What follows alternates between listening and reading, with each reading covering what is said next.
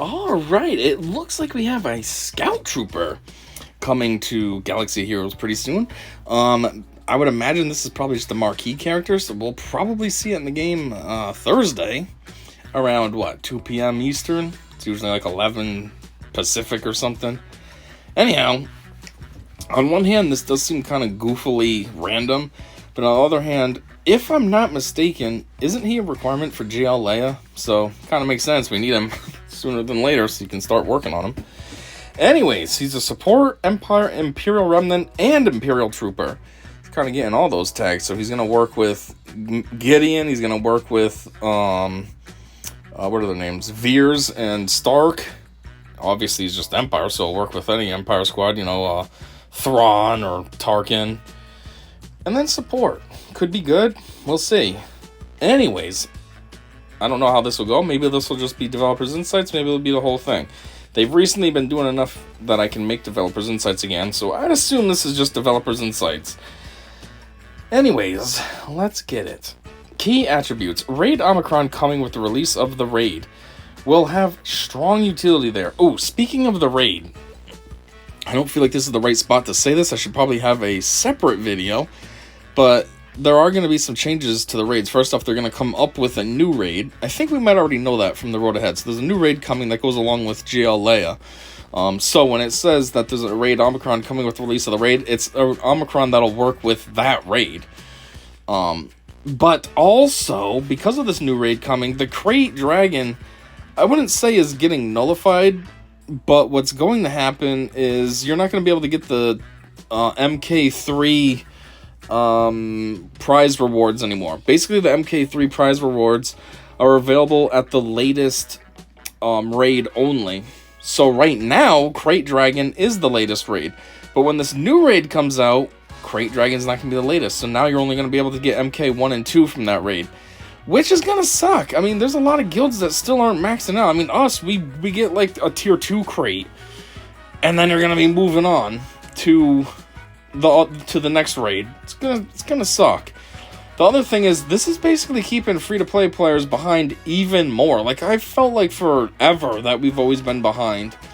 And this makes things worse, because now, people have been going so hard to get Jabba, because Jabba's been needed for everything. There's a node, there's always, in Conquest, I think, and then there's, this raid, the Krayt Dragon raid, had a node for him. And yeah, there's even that event. The one, normally it's with Kira and stuff, but then there's that one that has like the legendary status prize reward stuff, and you need Jabba. So yeah, everybody's been working towards getting Jabba for all those requirements. And then this new raid's gonna come out and not really nullify Jabba, but he's not gonna be as critically needed anymore. Additionally, now you're gonna have to essentially start over to start farming for Leia. So that way then you can have the requirements for that raid and whatever else they come out with her. So yeah, as far as free-to-play players go, you're basically always going to be behind, which I'm part of that squad, and that's frustrating and sucks. It's one thing that really sucks about a freemium game. At least a real game, you can catch up. You'll eventually beat the game. This motherfucker, you're always behind. Unless you want to become a Kraken or a whale, which is ridiculous. Anyways, back to this kit reveal. Dispel all debuffs on all allies if the leader is Imperial Remnant. Okay, so that basically works for Gideon. Imperial Remnant unlocks kit bonuses. What does that mean? Like if he's with a full Imperial Remnant squad, there's more kit bonuses? Or what does that mean? Imperial Remnant unlocks kit bonuses. Does that mean if the leader is Imperial Remnant? Or what does that mean? It's a very vague sentence. Inspiration. It's been a long time coming, but we finally got a 5th Imperial Remnant Trooper into the game. Being a support character, she works perfectly under Moff Gideon's leader ability. Yes, I've been saying that based on what you set up here with the leader is Imperial Remnant. I'm pretty sure Gideon's the only Imperial Remnant leader. With the upcoming speeder bike pursuit raid, we would have been remiss to not include the Empire's biker scouts into the game. They said she? This is a she? were all of them she's, or what is going on here? I'm confused. Were they all women? I mean, now that you say that, they do kind of seem a little more sleek, like they could be ladies. I don't know.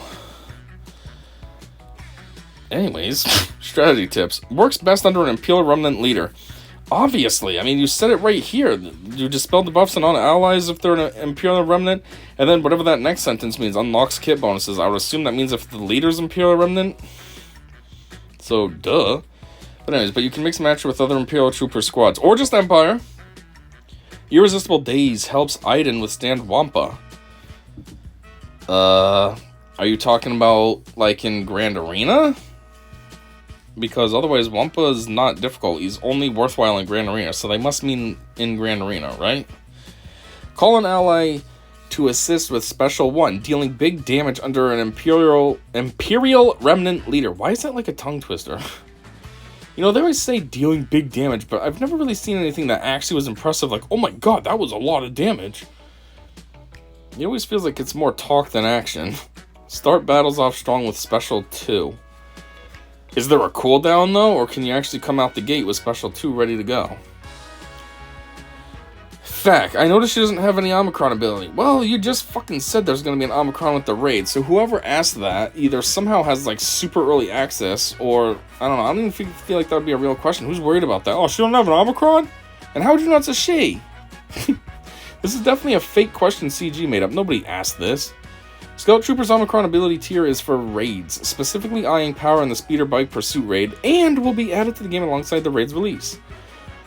What is her, I guess, utility outside of the raid?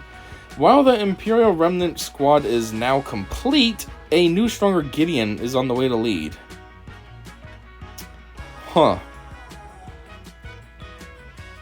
So, what is that alluding to? Are they coming out with another Gideon? Or are they just going to give a Gideon a kit overhaul? I'm just wondering, because if they're coming out with a new Gideon, it's like, what do you have to work with? You know, they came out with 2 Mandos, like, right away, one for each season, but at least it made sense. The Mandos actually were kind of different. In Season 1, he was way more of a bounty hunter, way more of, you know, a guy out on a mission to do his job and be a fighter and all that. And then in Season 2, he kind of got soft and was more of like a protector of Grogu and all that. So it made sense that you were able to come up with 2 versions of him out the gate. But what are you going to do with Gideon? He's in like 1 episode in Season 1, and then he's in like 1 episode in Season 3. Or whatever we're on. Season 2.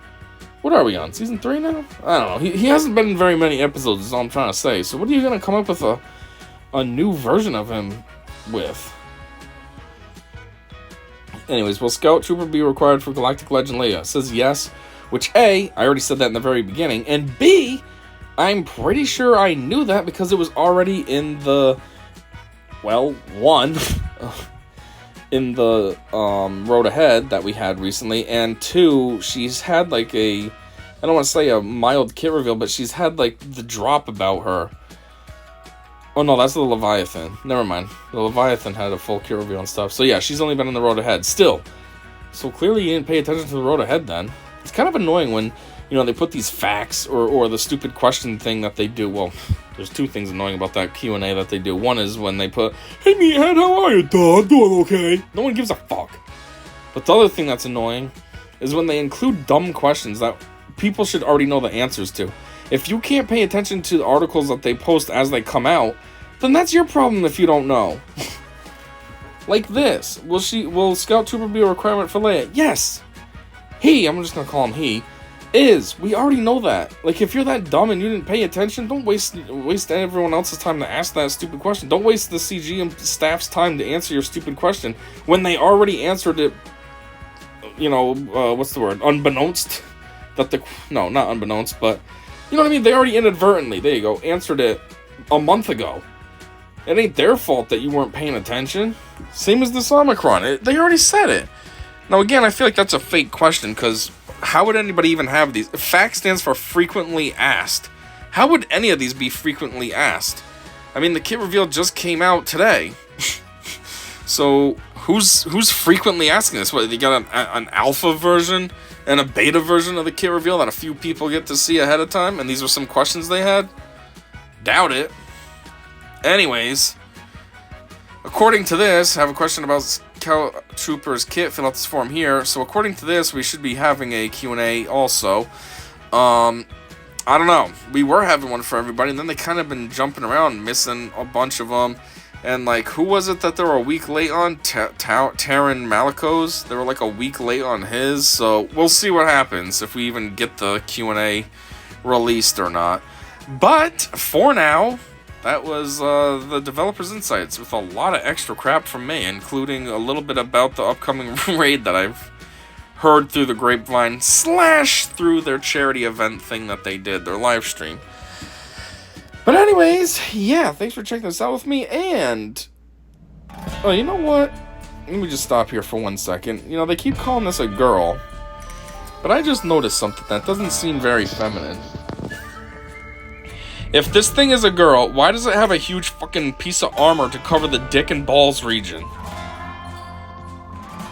Having your dick and balls, your crotch, protected only matters on men because it's extremely sensitive if you get kicked down there. A girl gets kicked in the twat, it doesn't really bother her, it's her tits that bothers her. So there should be extreme armor up here. Or instead, there's a huge chunk of extreme armor right there. So that tells me this is not a she. You're putting the wrong gender on here, and I don't really know what the whole reason is. That's Meathead, that's why. He's a dickhead, so of course he'd be saying she. Yeah, this is totally a guy. That ain't no girl. A girl would not need that. Anyways, that's debunked now. So yeah, thanks for checking this out and debunking this with me. And until next time, I said see ya.